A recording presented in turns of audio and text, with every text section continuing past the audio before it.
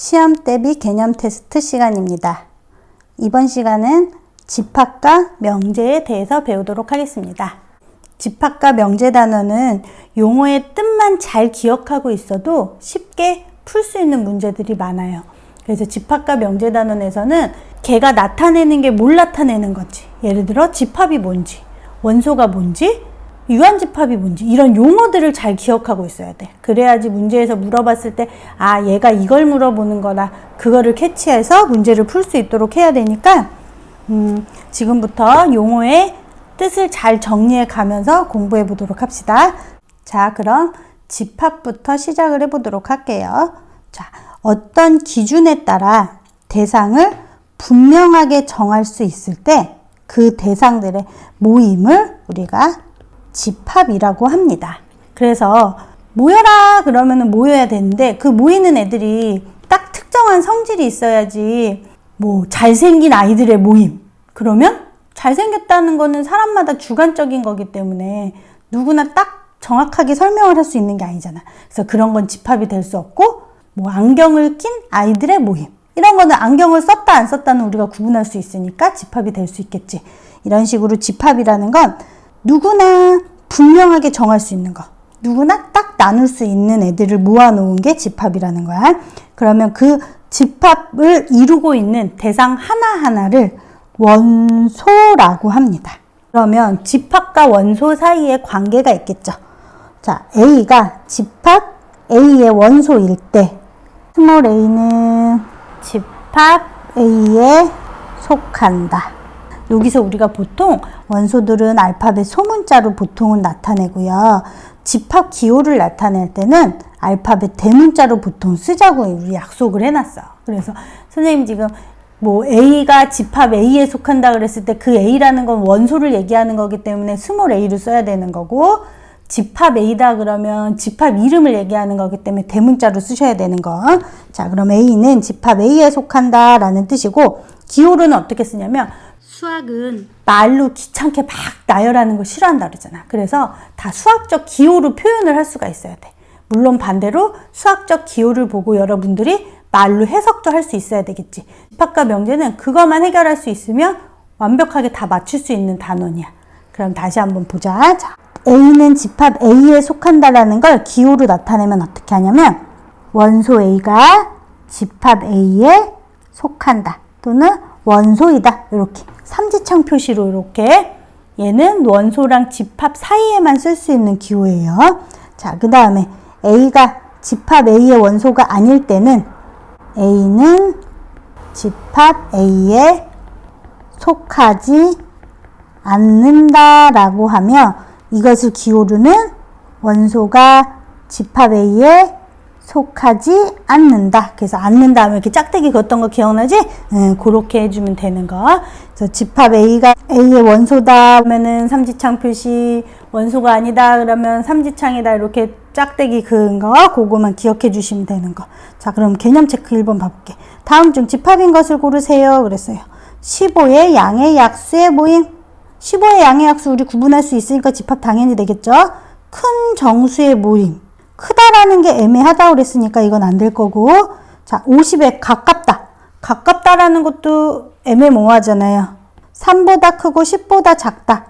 자연수들 우리 구할 수 있잖아요. 4, 5, 6, 7, 8, 9 이렇게. 그치? 그러면 집합 될 거고. 자, 우리 반에서 키가 작은 학생, 작다라는 게 애매하겠지? 그래서 집합이 될 수 있는 건 1번과 4번. 4의 양의 배수의 집합을 A, 8의 양의 배수의 집합을 B라고 합니다. 옳은 것은. 그럼 집합 A의 원소들을 한번 써보자. 자, 집합 A의 원소들은 4의 양의 약수니까 뭐야? 4, 8, 12, 16 이렇게 쭉쭉쭉쭉 가겠죠. 자, 그 다음에 8의 양의 약수를 B라고 한대요. 그럼 B는 약수니까 곱해서 8 되는 거 1, 2, 4, 8 이렇게 있죠. 자, 그러면 1이라는 A의 원소인가요? 아니겠지. 4의 배수라고 그랬으니까. 자, 2는 B의 원소네. 그럼 이렇게 표시해야 되는 거고. 5는 B의 원소가 아니겠죠. 6은 A의 원소가 아니다. 맞았네. 자, 8은 B의 원소가 아니다. 원소다. 맞죠? 그럼 답은 몇 번? 4번. 이렇게 바르게 고칠 수도 있어야 되겠지. 자, 그럼 이 집합들을 표현하는 방법에 대해서 배워봅시다. 자, 표현하는 방법은 일단 지금 선생님이 앞에서 이렇게 썼던 것처럼 4, 8, 12, 16 이렇게 다 원소들을 일일이 다 썼죠. 이 원소들을 일일이 나열하는 걸 뭐라고 그러냐면 원소 나열법이라고 얘기해. 말 그대로 원소를 나열했다. 그래서 원소 나열법. 원소 나열법은 집합 표시 안에 원소들을 나열해서 쓰는 거. 자, 그 다음에 집합에 속하는 모든 원소들이 갖는 공통된 성질을 조건으로 제시해서 나타내는 법을 조건 제시법. 그래서 조건으로 제시를 해서 나타내는 거니까 항상 어떤 표시를 써야 되냐면 조건을 써줘야 되잖아. 그래서 X바 해놓고서는 여기에다 조건을 쓰는 거야. 뭐 X는 4의 배수 뭐 이런 식으로 조건을 써주고 집합을 닫아주면 되는 거. 그 다음에 이제 집합을 보면 우리가 그림으로 나타낼 수 있잖아. 그지? 집합을 그림으로 나타내는 거. 집합을 나타낸 그림을 우리가 뭐라 그러냐면 벤 다이어그램이다 라고 이렇게 얘기를 하면 돼. 그래서 벤 다이어그램으로 나타내세요. 그러면 이런 식으로 그림으로 그려서 A집합 이렇게 쓰는 걸 벤 다이어그램이라고 하는 거. 그래서 집합 단어는 뭐라 그랬어? 용어만 잘 기억하고 있어도 된다고 그랬어. 자, 그럼 문제를 풀어볼게요. 10 이하의 소수의 집합을 A라고 합니다. 그랬어. 자, 소수가 우리 얘기하는 여기서의 소수는 약수가 1과 자기 자신밖에 없는 수들을 얘기하는 거다. 자, 그러면 원소 나열법으로 쓰세요. 그랬으니까 집합 표시하고 A는 하고 자, 원소 나열법이니까 제일 작은 소수가 뭐부터 시작이에요? 그쵸, 2부터. 그럼 2, 3, 5, 7. 7 다음에 또 있나요? 8 안 되고 9 안 되고 10 안 되니까. 그치. 그러면 10 이하의 소수 그랬으니까 A는 2, 3, 5, 7. 만약에 원소가 되게 많아서 다 쓸 수 없을 때는 한 3개 정도 쓰고 땡땡땡 쳐주시면 돼요. 그 다음에 조건제시법. 조건제시법은 어떻게 쓰자 그랬어? 조건으로 쓰자 그랬으니까 X바 해놓고 X는 10 이하의 소수 이렇게 써주면 되겠죠. 이게 조건제시법. 자, 그럼 벤 다이어그램으로 그리는 거는 자, 집합 A 안에 원소들을 써주시면 되는 거. 2, 3, 5, 7 이렇게 쓰면 이게 벤 다이어그램이 된다라는 거 그거만 기억해 주시고 있으면 돼요. 어렵지 않죠? 자, 그러면 이제 원소의 개수에 따른 분류를 해봅시다. 우리가 집합을 표현하는 방법으로 원소나열법, 조건제시법, 또 벤 다이어그램을 이렇게 배웠다면 원소의 개수로 또 집합을 분류할 수가 있어. 원소의 개수에 따라서 원소가 유한계야. 원소가 유한계인 집합은 말 그대로 유한집합 그러면 되고 원소가 무한계야. 무한계에서 계속 다 구할 수 없는 것들 그런 거를 무한집합이라고 한다라는 거. 그거만 기억하면 되겠지.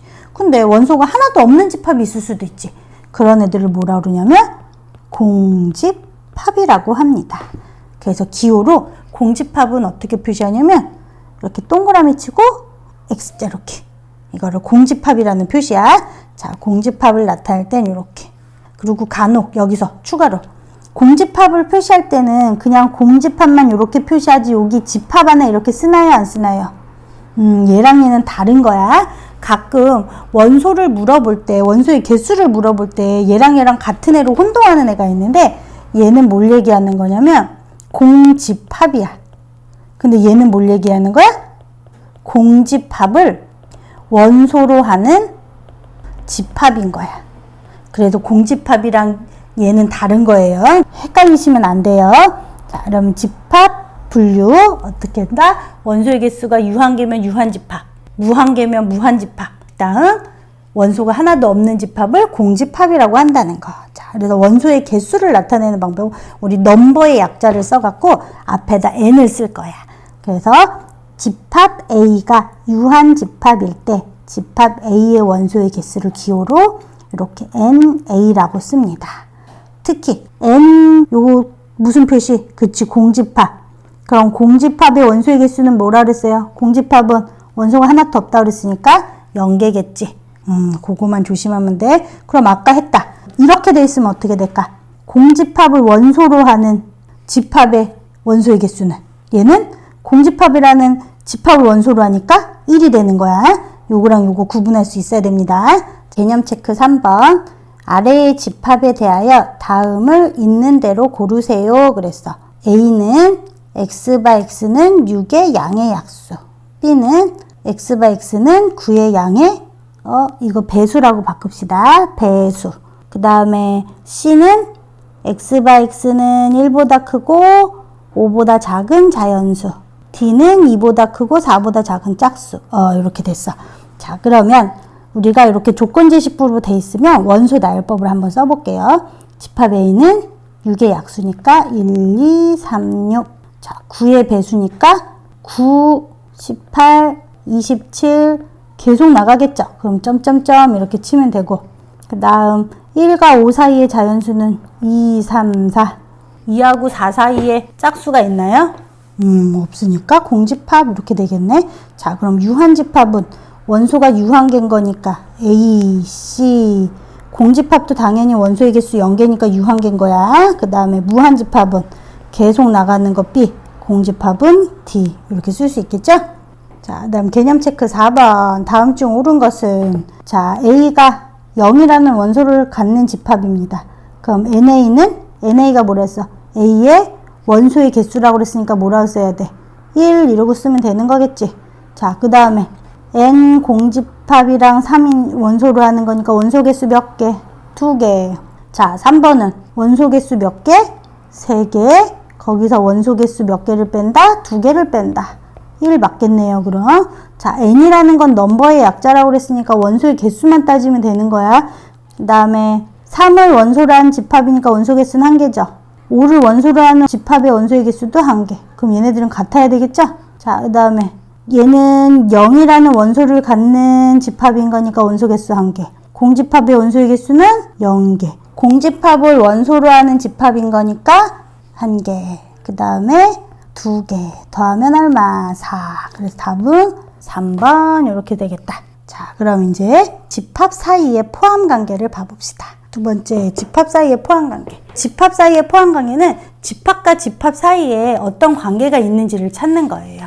그래서 집합과 집합 사이에는 일단 부분집합이라는 걸 배울 건데, 부분집합은 뭐냐면 말 그대로 부분 그랬잖아. 그럼 부분이면 어딘가에 이렇게 속해 있는 거겠지. 그래서 두 집합 A, B에 대하여 A의 모든 원소가 B에 속할 때, 즉 X가 A의 원소이고 X가 B의 원소일 때 A를 B의 부분집합이라고 하면, 이것을 기호로 표시할 때는 어떻게 한다? A가 B의 부분집합이다 해서 부분집합을 표시할 때는 이렇게 삼지창 아니고 가운데 거 빼버리면 되는 거.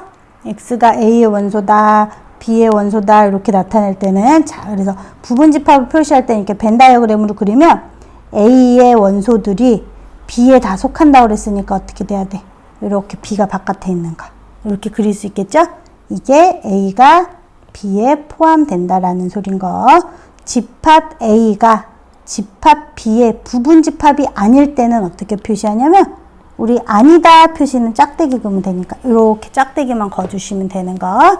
부분집합의 성질, 세 집합 A, B, C가 있어요. 그러면 당연히 모든 집합의 부분집합은 뭐부터 시작?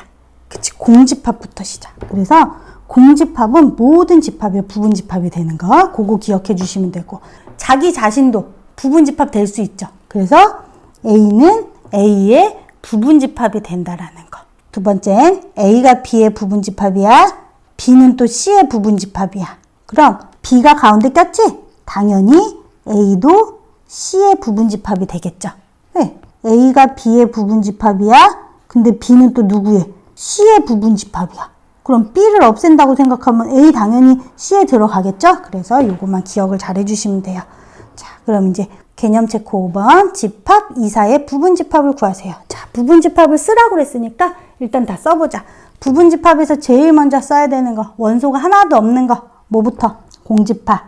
그 다음에 원소 하나짜리로 이루어진 거, 2, 4 이렇게 각각 써주시면 돼. 그 다음에 자기 자신도 된다고 그랬으니까 2개짜리 이렇게 쓸 수 있겠지. 모두 쓰세요. 그러면 이렇게 다 써주시면 되는 거. 개념 체크 6번 볼게요. 집합 A에 대하여 다음 중 옳지 않은 것을 고르세요. 자, 그럼 집합 A의 원소들이 이렇게 나와 있어요. 그럼 헷갈리면 원소를 먼저 써볼게. 원소가 지금 공집합 1, 2, 집합 1, 2. 얘네들이 다 원소가 되는 거지. 그럼 우리 원소랑 집합에는 무슨 표시를 한다고 그랬어? 그치, 이렇게 삼지창 표시를 한다고 그랬으니까 이런 표시를 해줘야 되겠네. 각각의 원소들에는. 공집합은 A의 원소다. 맞지요? 그죠? 그 다음에 집합 1, 2 여기 있네 원소. 이거 그럼 얘도 맞겠네요. 자, 그러면 나머지 부분 집합은 어떻게 한다 그랬어? 이 원소들의 집합을 이렇게 표시하자 그랬지. 이러면 이거 A의 부분 집합, 또 원소에다 집합 표시하면 부분 집합, 원소에다 집합 표시하면 부분 집합. 얘는 1, 2라는 원소를 갖고 있는데 그거에 또 부분 집합이어야 되니까 집합 표시 2개. 그지? 그 다음에 원소가 하나짜리만 있는 게 아니잖아요. 또 몇 개도 있어요. 이렇게 2개 합쳐서 써도 되니까. 이러면 이것도 A라고 쓸 수 있겠죠. 이렇게. 자, 그러면 공집합은 부분 집합 2번 맞고요. 5번도 얘도 되네요. 자, 근데 3번 봐보자. 1이라는 애한테는 그치, 요거는 어디 써있어? 여기 있잖아. 이렇게 표시를 해야 되는 거지. 얘가 포함된다라는 표시를 해야지 원소라는 표시를 하면 안 되니까 답은 몇 번? 3번 이렇게 된다는 거. 자, 2번 봐볼게요. 2번 같은 게 시험에 되게 잘 나오겠죠. 자, A가 B의 부분 집합이래요. 그러면 A가 B에 이렇게 포함돼야 되는 거네. 자, 그러면 A의 원소들이 B에 다 들어가야 되는 거니까 1이라는 애가 A제곱 플러스 2가 되거나 아니면 A 플러스 1이 되거나 둘 중에 하나겠네. 자, 첫 번째 A제곱 플러스 2가 1일 때부터 볼게요. 자, 그럼 A제곱 플러스 2가 1일 때는 A제곱은 마이너스 1이겠죠. 근데 A제곱이 마이너스 1이면 실수 되나요, A? 여기서 실수라고 했으니까 얘는 안 되겠다. 그럼 두 번째 A 플러스 1이 1일 때 그럼 A는 뭐가 된다는 거야? 0 된다는 거네. 확인을 해봐야 돼. 그럼 A가 0일 때는 1이랑 2, 집합 B는 3이랑 2랑 1. 그럼 1, 2가 1, 2에 포함되는 거 맞네요. 네, 그럼 답은 뭐만 되는 거예요? 따라서 A 값은 0. 이렇게 쓰면 된다는 거. 서로 같은 집합. 우리가 집합 단어는 다 용어들을 잘 기억해야 된다고 그랬어. 자, 그럼 말 그대로 서로 같은 집합이라는 건 집합이 같다라는 소린 거니까 원소들이 다 같으면 되겠죠. 그래서 두 집합 A, B에 대하여 A가 B에 포함되고 B가 A에 포함될 때 그럼 A도 B에 포함되고 B도 A에 포함된다. 요거일 때 우리가 뭐라 그런다? A와 B는 서로 같다 하며 기호는 어떻게? 같다 표시하면 되는 거야. 집합 A, B가 같다. 이렇게. 두 집합 A와 B가 서로 같지 않을 때는 기호로 같지 않다. 이렇게 표시해주면 되는 거. 자, 그러면 개념 체크 7번 봐볼게요. 개념 체크 7번에서 두 집합 A, B가 같다라고 했습니다. 그럼 A, B가 같다는 소리는 마이너스 2라는 원소는 B의 원소가 돼야 되겠죠.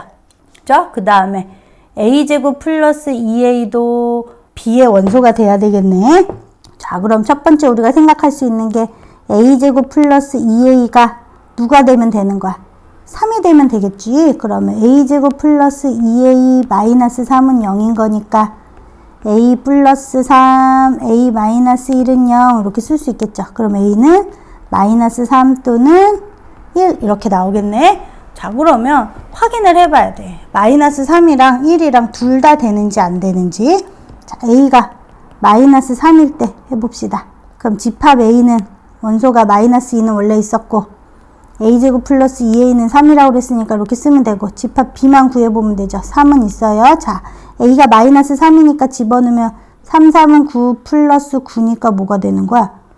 18 이렇게 되겠지? 그러면 A하고 B가 같나요? A하고 B가 달라요. 그럼 얘는 안 될 거고. 그럼 A가 1일 때 따져보자. A가 1일 때는 집합 A는 마이너스 2랑 3 될 거고요. 집합 B는 3이랑 1 집어넣으면 1 빼기 3이니까 마이너스 2 이렇게 나오네. 그럼 A랑 B가 같다. 따라서 A 값은 뭐다? 1이다. 이렇게 찾는 거. 자, 용어들 기억하려니까 조금 힘들죠?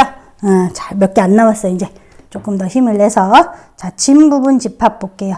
진부분 집합은 두 집합 A, B에 대해서 A가 B의 부분집합이지만 서로 같지 않아.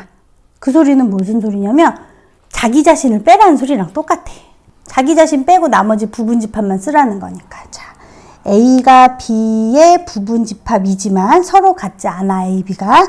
자, A가 B의 부분집합이고 A랑 B가 어떻다? 서로 같지 않을 때 이거를 우리는 진부분집합이라고 합니다. 그랬어. 그러면 우리가 지금 집합 X바 X는 5 이하의 소수 그랬네요. 자, 그러면 우리 이거 집합 A라고 이렇게 쓸게요. 자, A는 5 이하의 소수일 때 진부분집합을 모두 구하세요 그랬어. 그럼 일단 원소 나열법으로 써보자. 5 이하의 소수는 2, 3, 5 이렇게 3개네. 자, 그러면 진부분집합을 쓰려면 일단 부분집합을 다 써봐. 모든 집합의 부분집합은 뭐부터? 그치, 공집합, 원소 하나짜리, 원소 2개짜리. 2, 3, 2, 5, 3, 5. 그 다음에 또 됐나요? 2, 3, 2, 5, 3, 5. 그 다음 원소 3개짜리. 2, 3, 5. 이거 하면 이게 뭐라 그랬어? 이건 부분집합. 근데 문제에서는 지금 뭐라 그랬어? 진부분집합. 그럼 진부분집합은 뭐다? 자기 자신은 빼라. 요거를 빼라. 그럼 요렇게만 쓰면 요게 뭐다? 진부분집합이다. 그거만 기억하면 돼. 자기 자신 빼라는 거야. 2, 3, 5만. 부분집합을 구하라는 문제는 일일이 부분집합을 구해야 하겠지만 개수를 물어볼 땐 굳이 다 일일이 구할 필요가 없겠지? 그래서 개수만 물어볼 땐 다음과 같이 풀 거예요. 자, 집합 A가 A1, A2, A3 해갖고 AN까지 나왔어요. 그럼 원소 개수가 몇 개예요? 그치, 여기서 1부터 N까지니까 원소 개수는 N개가 되겠죠. 자, 그럼 집합 A의 부분집합 개수는 어떻게 구할 거냐면 결론부터 얘기하면 2의 N제곱 이렇게 할 거야. 근데 얘는 왜 이렇게 되냐면 우리가 지금 부분집합 찾아봤지만 A1, A2, A3 이렇게 쭉 갈 거야. 그러면 이 A1이 부분집합이 될 수도 있고 안 될 수도 있죠. 원소 하나짜리 2개짜리 이렇게 했잖아. A2도 부분집합이 될 수도 있고 안 될 수도 있고 A3도 될 수도 있고 안 될 수도 있고 이렇게 계속 갈 거란 말이야. 그럼 각각 원소들에서 나타낼 수 있는 경우가 몇 가지씩이야? 2가지씩이지. 그래서 2가지, 2가지, 2가지 이렇게 곱하간단 말이야. 이렇게 몇 개를? N개를. 그래서 2의 N제곱승 이렇게 되는 거야. 우리가 생각할 때는 처음에 접근할 때는 원소가 되고 안 되고 해서 각각 2가지씩이구나. 이걸 이해하고 있으면 꼭 포함하는 거, 꼭 포함하지 않는 것도 다 해결이 돼. 원소 된다 안 된다 하는 건 몇 가지? 2가지. 그래서 부분집합은 원소의 개수만큼 2의 N개로 이렇게 쓴다는 거. 진부분집합의 개수. 진부분집합은 자기 자신 빼라고 그랬으니까 부분집합 2의 N제곱에서 빼기 1 이렇게 쓸 수 있겠죠. 오케이. 자, 그 다음에 집합 A의 원소 중에서 특정한 원소 K개를 반드시 원소로 갖는다. 부분집합의 원소의 개수는 항상 2의 N제곱으로 쓰잖아. 근데 반드시 포함한다는 건 얘는 예를 들어 A1을 반드시 갖고 있으면 얘만 되는 거 아니에요? 얘는 반드시 포함되니까 얘는 경우의 수가 하나잖아. 그지? 그 다음에 얘도 만약에 포함한다 그러면 하나겠지. 나머지들은 다 뭐가 돼? 2가 될 거 아니야. 그래서 쓸 때 어떻게 쓰냐면 꼭 포함하는 이 K개만큼만 빼주면 되는 거야. 그래서 2의 N제곱 마이너스 K라고 쓰는 거. 당연히 K는 N보다 작겠죠. 네, 자, 그 다음에 이제 집합 A의 원소 중에서 특정한 원소 M개를 원소로 갖지 않는 집합. 원소를 갖지 않는 것도 똑같아. 원소를 갖지 않는 것도 걔도 한 가지밖에 안 나오니까 2의 N제곱에서 빼기 M. 갖지 않는 거 뺀다.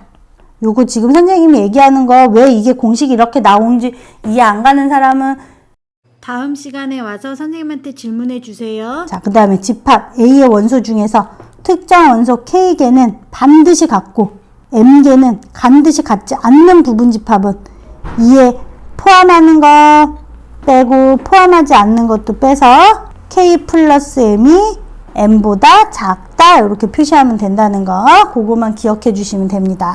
자, 그럼 개념 체크 9번 문제를 한번 풀어볼게요. 자, 개수만 물어볼 땐 굳이 일일이 다 쓸 필요 없다고 그랬어. 자, 2, 4, 6, 8 원소가 4개예요. 그럼 부분집합 개수는 어떻게 구한다? 2의 4제곱해서 16 이렇게 된다. 왜 그렇게 된다 그랬어? 5x, 5x, 5x, 5x 해서 둘둘둘둘둘 해서 2의 4제곱인 거야. 자, 그럼 진부분집합은 어떻게 한다? 2의 4제곱에서 자기 자신 하나 뺀다고 그랬으니까 16 빼기 1 해서 15. 이번엔 2하고 4를 반드시 포함한다 그랬지? 자, 반드시 포함하는 거는 2하고 4는 동그라미 동그라미니까 한 가지잖아. 그럼 따질 수 있는 건 뭐야? 두 가지니까 2의 제곱이지? 이렇게 따져도 된다고. 2의 제곱 이렇게 그냥 바로 따져도 되는데 얘를 공식화해서 어떻게 했어? 원래 부분집합 개수에서 꼭 포함하는 원소의 개수만큼을 빼자. 2의 제곱. 이렇게 해서 4가 된다. 이거만 기억하고 있어 주시면 되는 거. 자, 그럼 8을 원소로 갖지 않는 거. 자, 그러면 8은 원소로 갖지 않는다 그랬으니까 이번에는 나머지는 가질지 안 가질지 몰라. 그럼 두 가지겠지. 그 다음 8은 반드시 안 갖는다 그랬으니까 x야. 그 나머지는 두 가지니까 2 곱하기 2 곱하기 1 곱하기 2 이렇게 해서 2의 세제곱 이렇게 된단 말이야. 이걸 공식으로 어떻게 한다고? 2의 4제곱에서 포함하지 않는 거 하나 뺀다고. 2의 세제곱 8 이렇게. 이 공식 외우는 거 너무 힘들어야 하시는 사람은 선생님처럼 이렇게 OX 펴놓고서는 경우의 수처럼 따져도 상관은 없어요. 자, 그러면 이제 마지막 5번. 2는 반드시 원소로 갖고 4, 6은 원소로 갖지 않는다. 어떻게 한다 그랬어? 2의 원소의 개수 총 4개에서 갖는 것 빼고 갖지 않는 2개 빼고 그럼 2의 1제곱 되는 건가요? 네. 그래서 2개 이렇게 되겠죠. 이렇게 집합들을 찾는다는 거. 그래서 지금 여기까지 숨가쁘게 달려왔어. 우리가 지금 여기까지 뭐 했어? 용어들 했어. 집합의 용어들. 뭐 했었죠? 기억을 떠올려 보자. 집합은 특정한 원소들을 모아놓은 거. 원소는 집합 안을 이루고 있는 하나하나 애들, 대상들을 얘기한다고 그랬고, 집합을 표현하는 방법들이 조건대시법이 있었고, 원소 나열법이 있었고, 벤 다이어그램 그리는 것도 있었고, 원소 개수로 나타내는 방법이 유한집합이 있었고, 무한집합이 있었고, 그리고 원소가 하나도 없는 집합이 공집합이었고, 원소를 나타낼 때는 삼지창 표시 이렇게 한다. 부분집합을 나타낼 때는 삼지창에서 가운데 거 빼고 이렇게 포함관계로 나타낸다. A가 B에 포함된다라는 소리는 A의 원소들이 B에 다 있어야 된다. 지금 선생님 따라오면서 정리하고 있는 거죠. 그래서 부분집합의 개수를 찾을 때는 2의 원소의 개수만큼 제곱하면 된다. 2의 n제곱. 꼭 포함하는 거 빼면 되고 포함하지 않는 것도 빼면 된다. 즉 요거까지만 정리가 어느 정도 되면 연산 문제 풀기 전까지는 집합 문제는 다 마스터 된 거야. 여기까지 일단 정리하고 다음 시간에 이어서 집합의 연산을 하도록 하겠습니다. 오늘도 수고했어요.